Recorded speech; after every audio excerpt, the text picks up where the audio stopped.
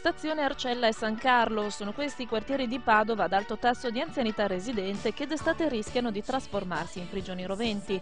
Per prevenire malori e disagi prima che questi avvengano, il Comune, tramite una ricerca casa per casa, ha intervistato quasi 1500 ultra 75enni per capire come vivono o meglio come vorrebbero vivere.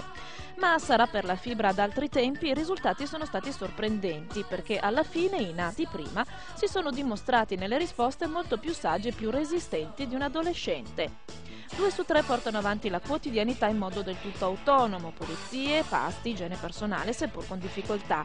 Neppure l'AFA sembra essere un problema. La metà della popolazione padovana sopra i 75 anni infatti non ha un impianto di aria condizionata, ma solo 1 su 10 sarebbe disposto a spostarsi o staccarsi dalla propria condizione, a volte ignorando pure segnali di sofferenza. E infatti i servizi sociali padovani che hanno tentato di intercettare i bisogni dei più anziani, quelli che si ritengono più al sicuro, alla fine hanno segnalato ben 300 casi a rischio, ora posti sotto monitoraggio sia delle associazioni di volontariato che dell'ULSS 16.